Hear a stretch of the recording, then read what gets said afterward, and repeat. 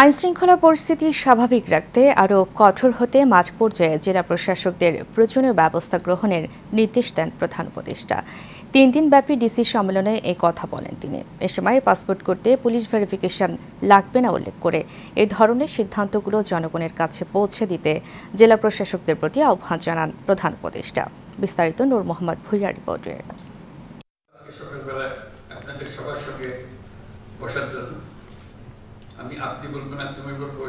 মন্ত্রী পরিষদ বিভাগের তত্ত্বাবধানে প্রতি বছরে সরকারি নীতি নির্ধারক ও জেলা প্রশাসকদের মধ্যে সরাসরি মতবিনিময় এবং প্রয়োজনীয় দিক নির্দেশনা দিতেই জেলা প্রশাসক সম্মেলনের আয়োজন করা হয়।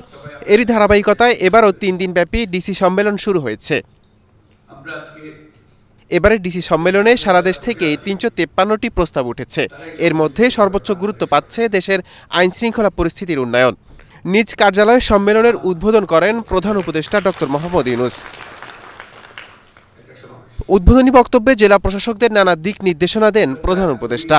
জেলা সব জেলা 1 নম্বর জেলাকে 2 নম্বর জেলাকে 3 নম্বর জেলাকে ক্লাসে যেরকম আমরা ফার্স্ট সেকেন্ড থার্ড করি, এটা তো হতে পারে আমাদের কাজের মধ্যে আমরা কে কোথায় আছি, কোন অবস্থানে আছি নাকি সবাই জেলা একরকম তো না হয় না। তার মধ্যে একটা প্রতিযোগিতা আছে। আমি 1 নম্বরে আছি, আমি 2 নম্বরে আছি, 3 নম্বরে আছি, একজন 64 নম্বরে আছে, একজনকে 64 নম্বরে থাকতে হবে। তার চেষ্টা হবে আমি যেন আর 64 নম্বরে না থাকি। এ সময় আইনশৃঙ্খলা পরিস্থিতি স্বাভাবিক রাখার পাশাপাশি নিত্য প্রয়োজনীয় দ্রব্যের বাজারে নিয়ন্ত্রণ রাখতে প্রয়োজনীয় ব্যবস্থা গ্রহণের নির্দেশ দেন প্রধান উপদেষ্টা।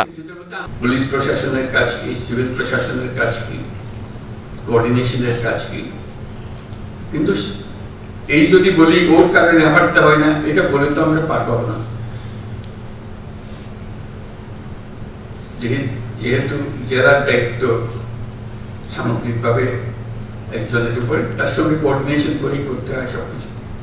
পাসপোর্ট করতে পুলিশ ভেরিফিকেশন লাগবে না উল্লেখ করে এই ধরনের সিদ্ধান্তগুলো জনগণের কাছে পৌঁছে দিতে জেলা প্রশাসকদের প্রতি আহ্বান জানান তিনি।